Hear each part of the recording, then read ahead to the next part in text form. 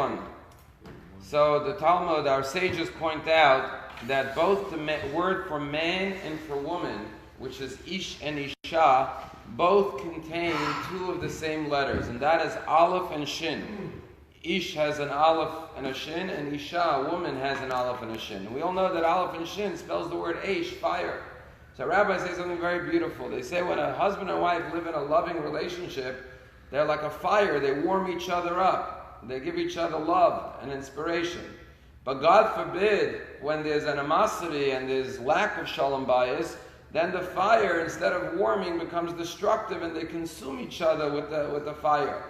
Marriage is something that has to be passionate. Either it's passionate in a positive, loving way, or God forbid, if there's no shalom bayis, if they don't merit, then the fire and the passion is used to, God forbid, hurt one another. On the other hand, if you look at a relationship with a sibling, for example, it lacks the passion and the excitement and the fire as a marriage does, but it's more, our rabbis say, like water. It's constant, it's calm, it's cool, it doesn't flare up and down like fire, but it's continuous. Unlike a fire where it sometimes is high, sometimes could be barely burning, just almost extinguished already. With this we can understand the story in this week's Torah portion, and we have to remember as we begin the Torah that every story has its literal meaning and its spiritual meaning. Very fascinating story in this week's Parsha. Avram Avinu and Sarah have to go to Egypt because there's a famine in the land, and when they get close to Egypt, he says to his wife, I now know you're very beautiful, and the Egyptians are going to see you. They're going to want to take you for Pharaoh, for his harem. So therefore, tell them you're my sister, so they won't kill me, and they'll let me live, and they'll be good to me rather than kill me to get my wife. And there's a lot of questions on the story, too many questions to discuss here. You know, obviously you could lie to save your life, but wasn't he concerned that Sarah would be taken away to Pharaoh's palace and be abused by Pharaoh? He just says, okay, just say you're my sister, so they'll let me live. What about his wife? And there are many other questions that arise when you read this verse. What does it mean? Now I know you're beautiful. He didn't know his wife was beautiful until now. So there's a lot of commentary on this story, but just to give you a spiritual definition or interpretation to the story. Rabbis say that this is a verse about marriage counseling. And what is the verse saying as follows? Vayhi rav ba'aretz. Sometimes there's a famine in the land.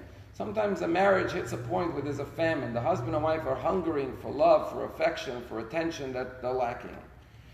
And they come to Egypt. The word Mitzrayim means a narrow, constrained place. Instead of having openness and love in the marriage, there's confinement and constriction in the marriage. So what do you do then? And what's the symptom of it? As Abraham says, I now know you're beautiful. When a man only sees the external beauty of his wife, not the internal beauty. Instead of seeing the external beauty as a reflection of her inner beauty, he no longer sees her inner beauty. He just objectifies her as for physical beauty. So what does Abraham say to Sarah? He says, you know what?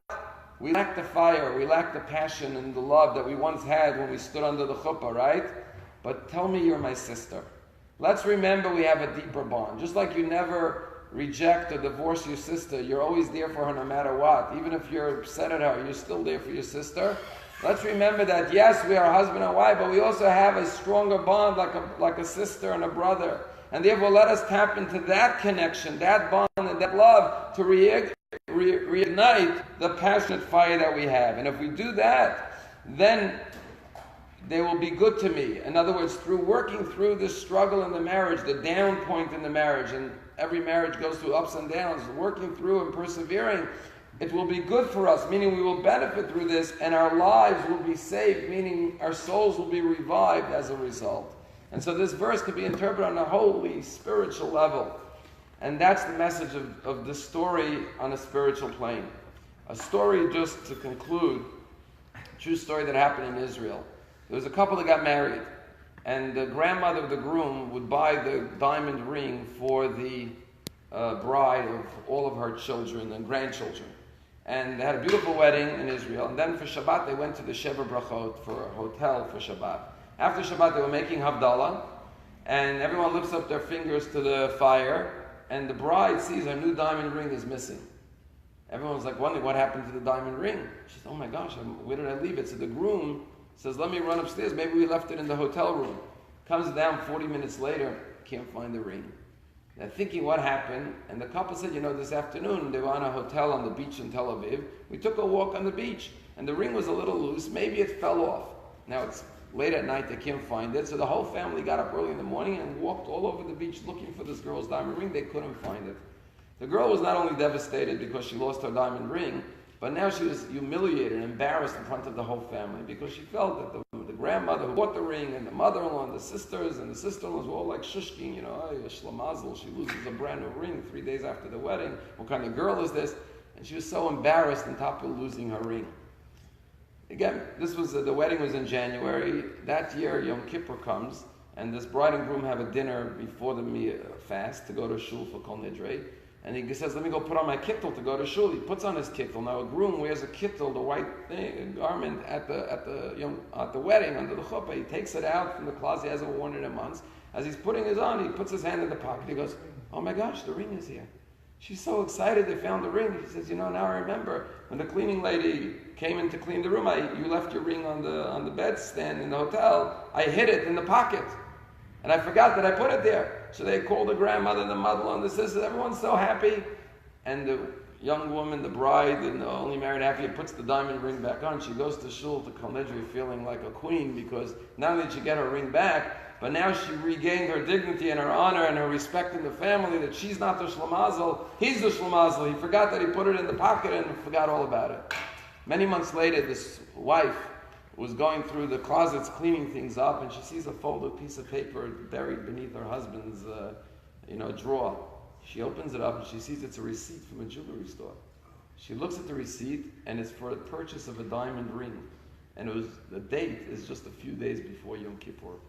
And she burst out crying. She realized that her husband set up this whole charade and did it in a way, not that he's the hero, I bought you a new ring.